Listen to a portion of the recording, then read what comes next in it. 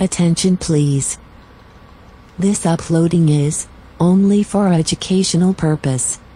No intention to infringe copyrights. Learning English with subtitles. GPITRAL. Follow us.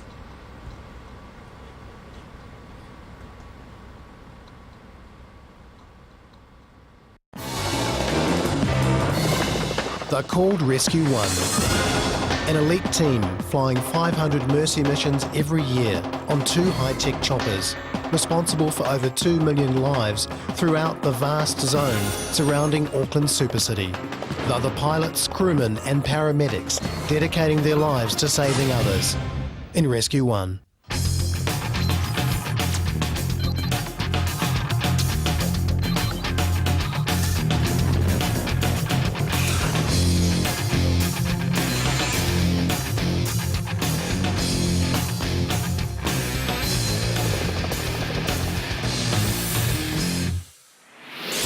In Mission 1, the team are being sent out to a traumatic accident that will end up being rather close to home.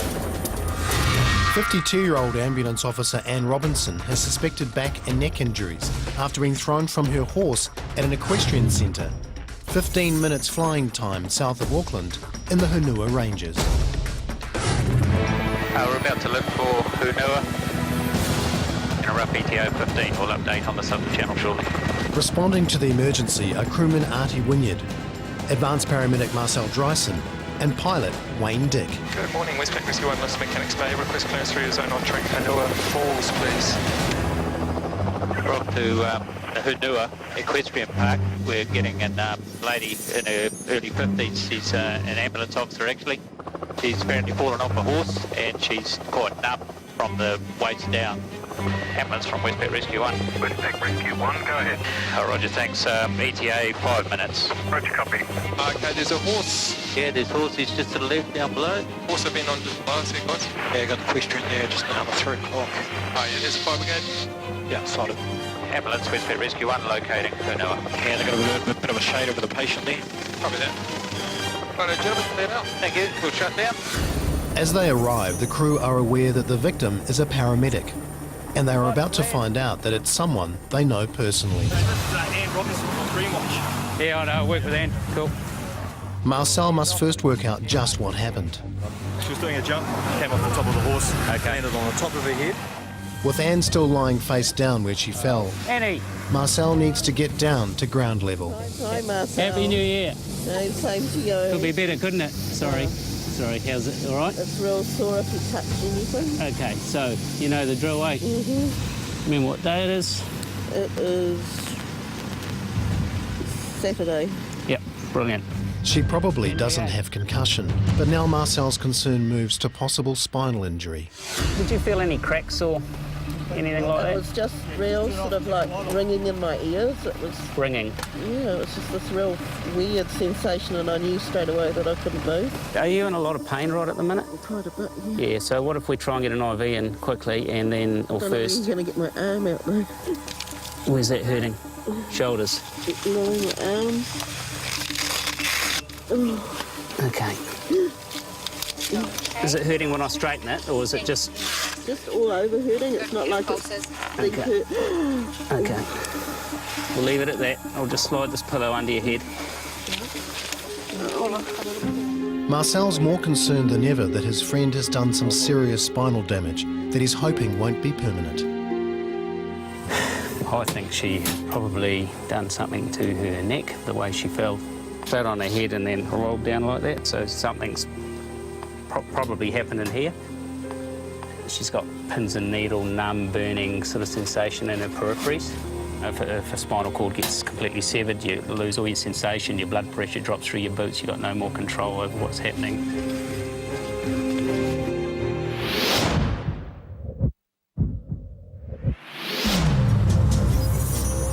In Mission 2, the chopper team at Whitianga are about to take off to rescue a seriously injured woman. Barbara McDonald has extensive but unknown injuries following a motor vehicle accident. And she's located 6 minutes from Whitianga, near the Coromandel Peninsula town of Colville. On board the chopper are pilot Rob Aerosmith, advanced paramedic Chris Deacon, and crewman Greg Brownson. We were just settling down to cook our dinner and we've been called out to Colville. I think it's the nature of emergency work, isn't it? You never know when someone's going to be sick. So far we're uncertain what it involves, whether it's a car or motorbike or van or truck, whatever. So we'll sort of see when we get there. The local fire service have secured a suitable landing zone near the crash site. Oh, there they are. Sorry, mate. Oh, Roger, thanks. It looks like it. Yeah, no, sorry, I can see it now. There's the accident scene in behind those trees up here. Okay, we're on funnels. We're going to clear door left. Yeah, clear door. Tail clear right. And come to ground.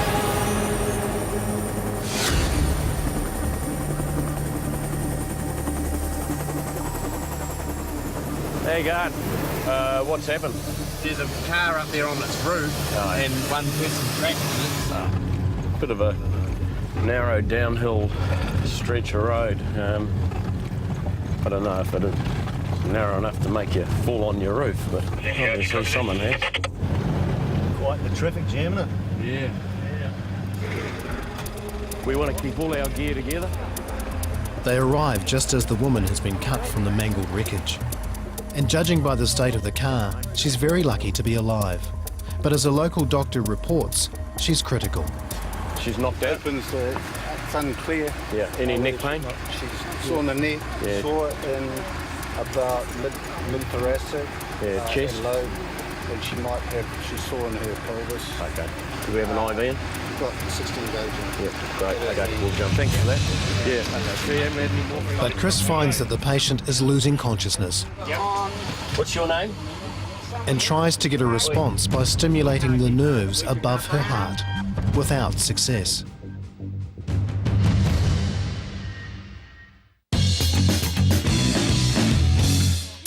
At the Hunua Equestrian Centre, Marcel Dryson is trying to stabilise a fellow paramedic after she was thrown off her horse, causing a suspected spinal injury. Are you in a lot of pain right at the minute? Quite a bit, Yeah, so what if we try and get an IV in? So we're just going to secure an IV access with Annie. She's in extreme pain, just all over in general. We're going to keep her neck quite still because it may be in a spinal injury sort of originating in that area. The IV line will also be used to give fluids, All done. which she'll need urgently if the spine is severed. Look after your own, eh? We work together on the same watch. Yeah. I mean, everybody's pretty important regardless of whether you know them or not, but when you do know them, it's obviously is that, and they're not only that you know them, but that you work with them and they do the job that we're doing right now, you know, that can sometimes make it a little tough. Just a little bit, a couple of megs, and we'll leave it at that until we see how that feels for you. Fantastic. So we've got an IV in, we've given her a drop of morphine just to see how that goes. As you've heard, she's got that sort of peripheral burning, pins and needly pain sort of all over. The next step is to pinpoint the full extent of these strange sensations. So I'd like to get this off if we can before Oh, fantastic. Any discomfort? A bit A little bit in here, in between your shoulder blades here? Yeah.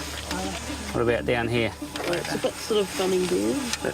Just down here? Yeah, sort of nummy, sort of. Nummy? These symptoms are further evidence that Anne's spinal cord has been damaged. I've given you quite a bit more morphine. Is that sort of helping a little or not doing anything at the moment, eh? About the same. Just give a little bit more, eh? This is the critical moment. Any sudden jolts to an already damaged spine could be disastrous for Anne. Yeah, we'll go leaning over to it. We'll keep it about that angle and then we'll roll onto it and then it can be rolled down. How they manage this rollover could make the difference between a full recovery and permanent paralysis. Okay. Well done. Good. You're doing well. We're there. Come on, we're there. Good girl. Where's it hit, Anne? On my left elbow.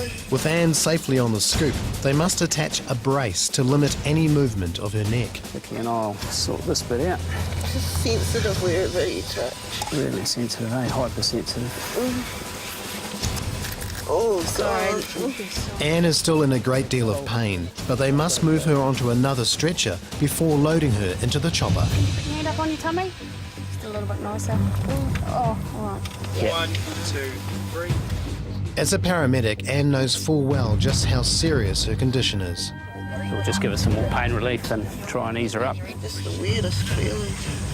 I bet. And is it still, would you still describe it as that burning, numb, sharp, that way? Anne's increasingly worried that she may never walk again.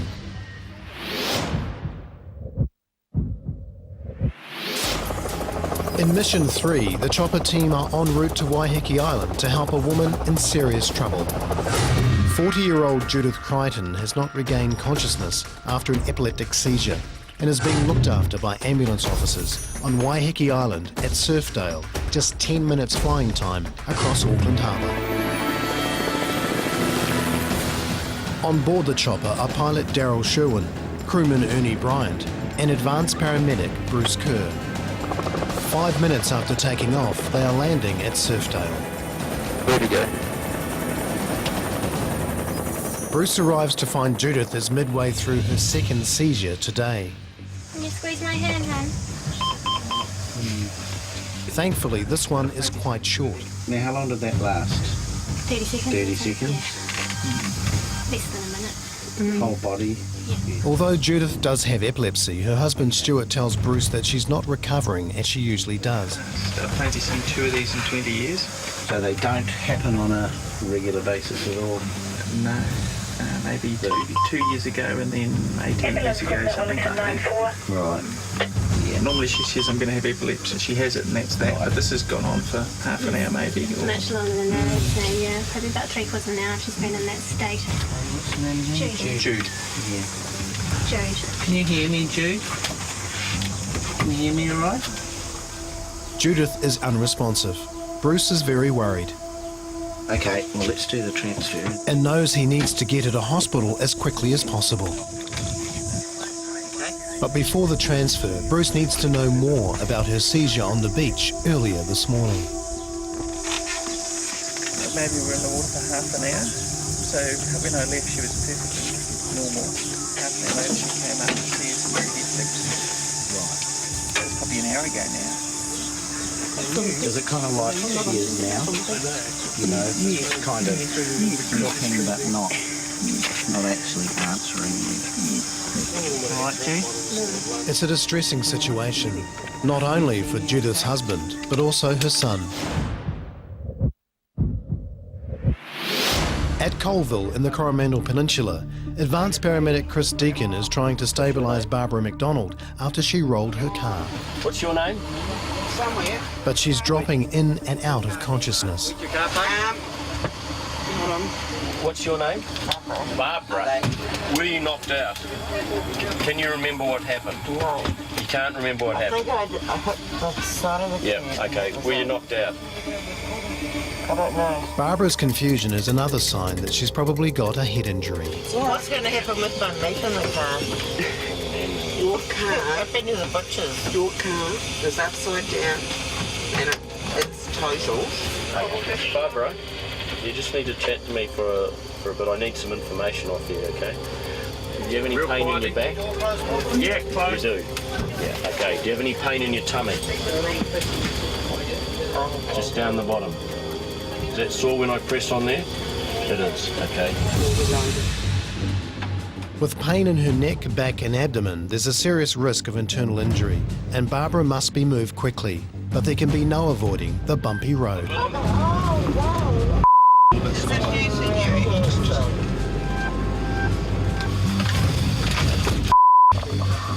She's got some obvious pain, but you know, what I'm more worried about is what's happening inside her, the things we can't see. So. Yeah, that one. Before Barbara leaves for hospital, a close friend says goodbye in the hope that she'll be okay.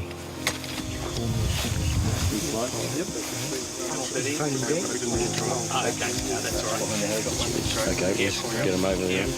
Guys.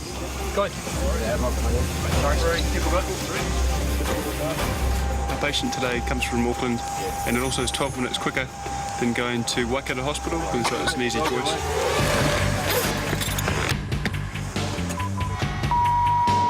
And hyperlonics, please. Okay, RPM 100. Talk. Matched. Annunciator. Just the door light. Sense generator.